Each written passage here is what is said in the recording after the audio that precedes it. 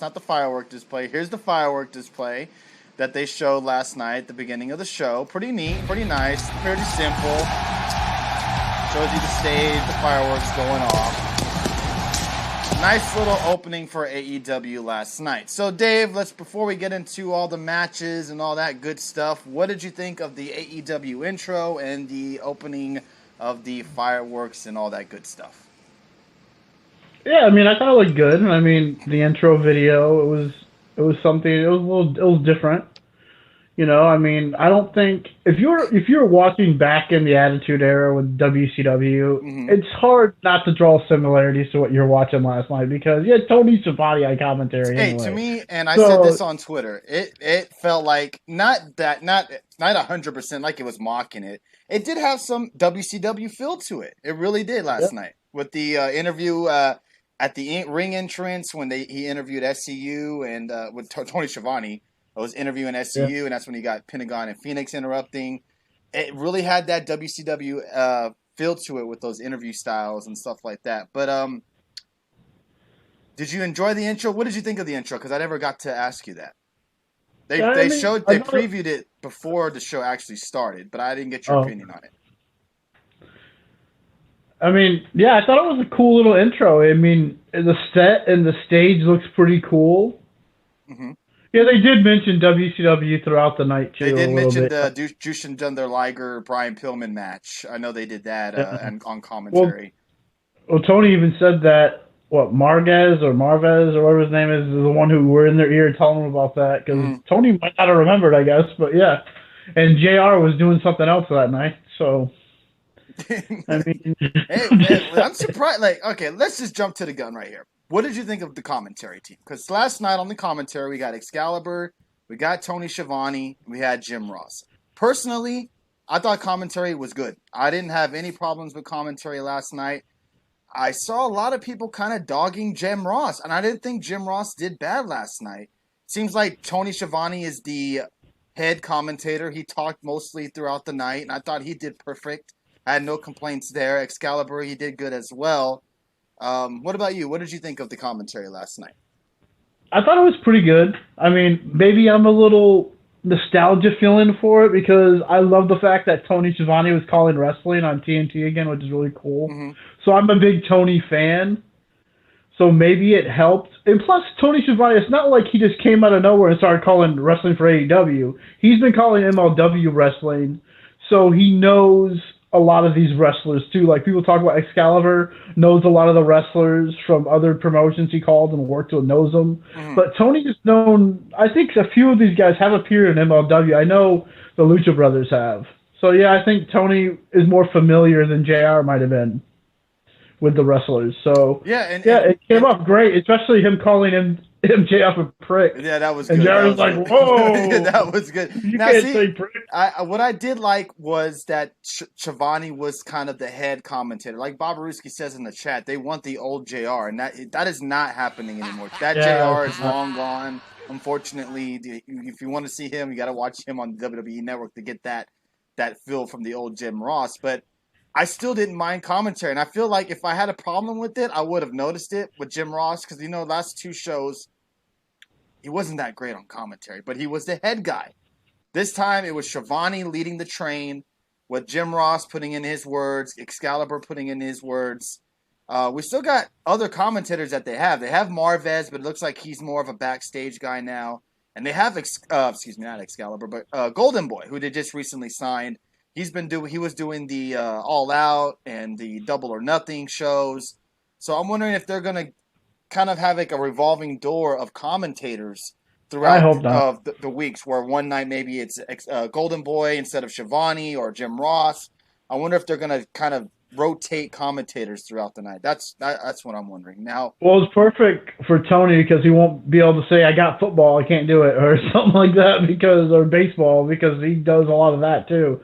But one thing I noticed about this team last night, there wasn't a lot of stepping on each other's toes, over talking each other or overdoing it, and it just felt like they had a plan, what they wanted to do, and they did it well.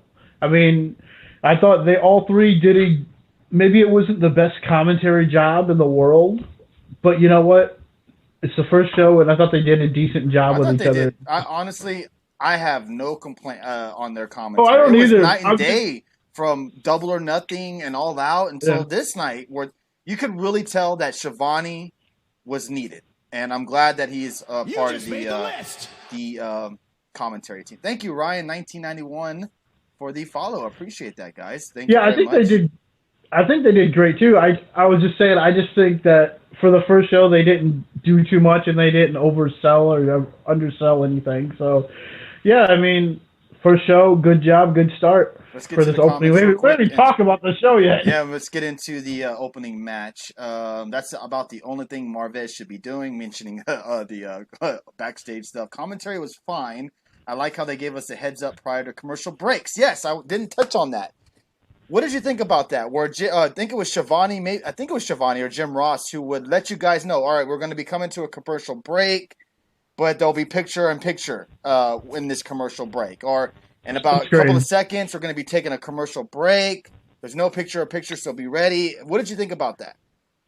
That's a cool little aspect. The other network was doing it too. They were doing like split screen with commercials. Yeah. Well, see what the difference from the one to the other was.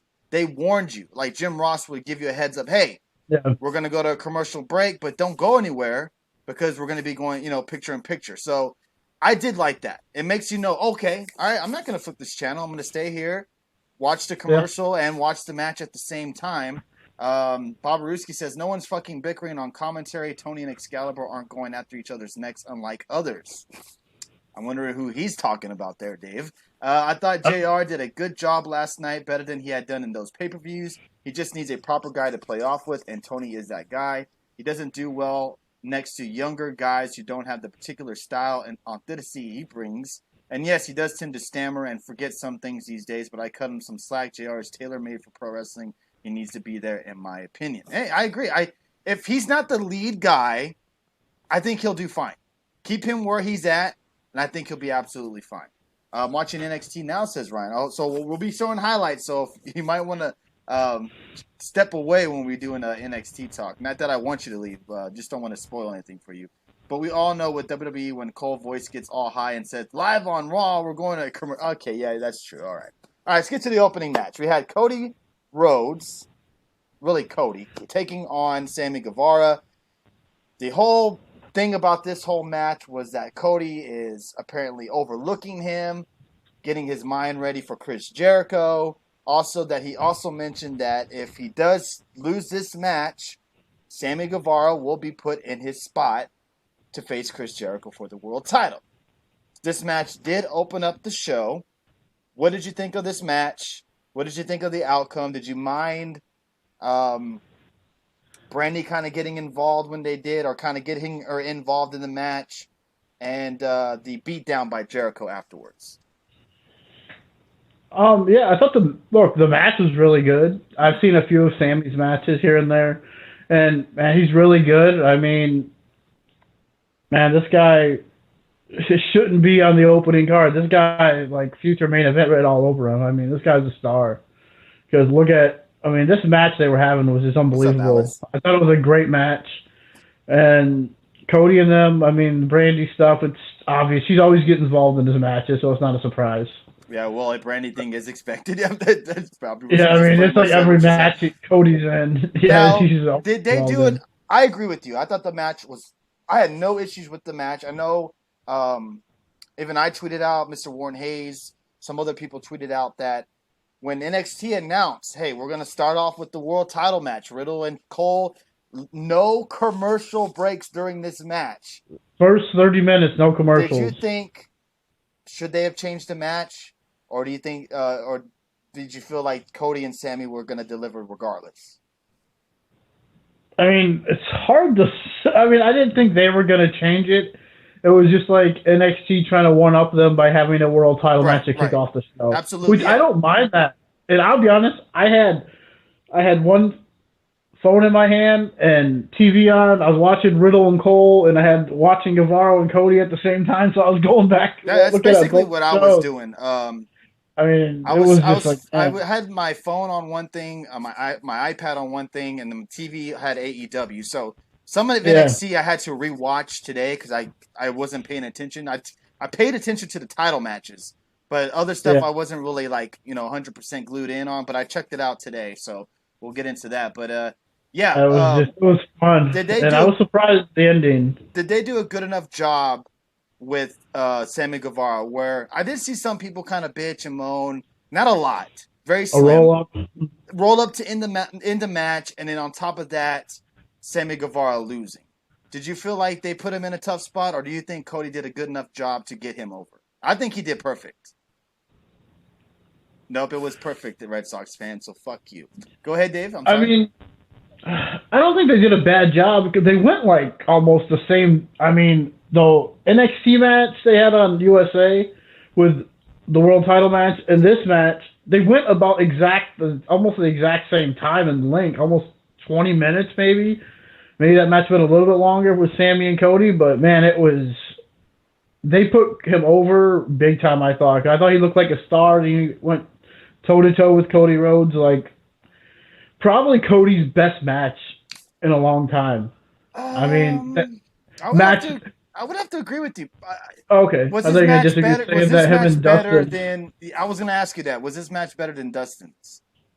To me, yes, because there wasn't a lot of hype behind this match. There was a lot of hype behind Dustin and Cody and a lot of build towards it. There was really no build towards this match. Well, to the final couple of weeks. Cody didn't even talk about him at all during any of the promos going into it. There was no build to this match at all. Okay, really. Fair enough. And Sammy went out there and shocked the world and basically showed everyone he's a top guy in the making. It shows you how high they are.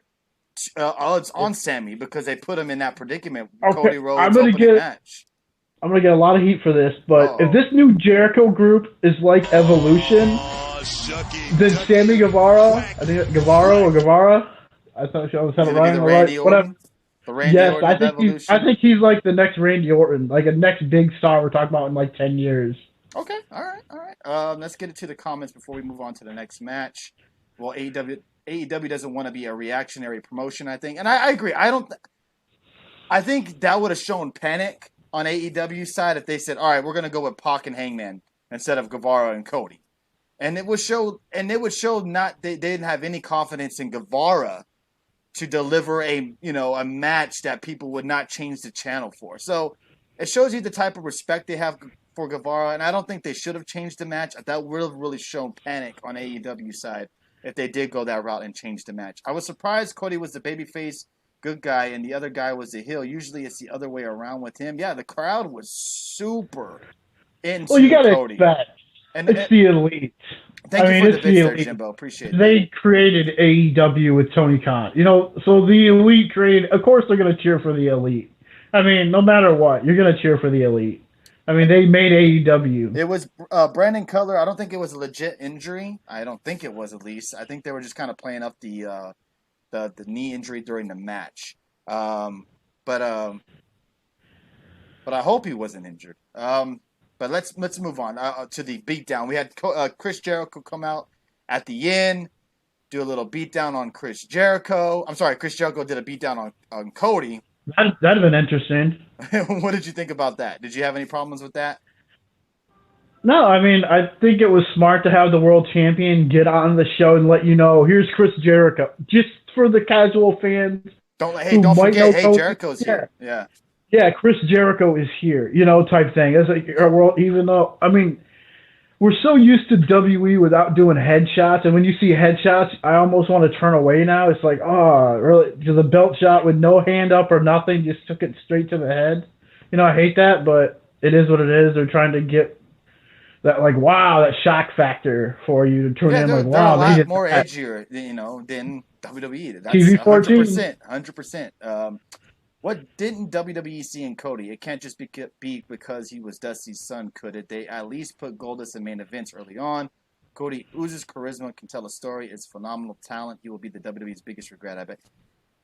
Yeah, I think he already is the biggest regret. He really regret. built himself once he left the WWE. I don't think he was able to shine the way he can now once he left and did the independents, go to Impact, ROH stint, New Japan. Look at him now at AEW. It took He's him a been long everywhere. way to get to where he's at now. In the WWE, I think he was still kind of flourishing. We knew he was talented, but he wasn't given the right chance. They just didn't. It's something with the Rhodes family that they never took him serious, which is a shame. Do you think he was just handcuffed way too much in WWE? Because he was. Absolutely. Because Hell yeah. he did get no freedom to do anything, and now he's getting all the creative freedom he wants, and look what he's doing. He helped create AEW and just big global phenomenon now. Right, you could tell he was getting emotional if you go back and watch when he comes out for the beginning of the match, you could tell he was getting a little bit of emotion. Even if WWE gave him the chances, he couldn't do the same gimmick he's doing now in the WWE, says Mr. Marion Watson, and you're 100% correct on that. Let's move on. He has to. Oh, go ahead, finish. I don't want to make this about WWE, so let's just move on to the show.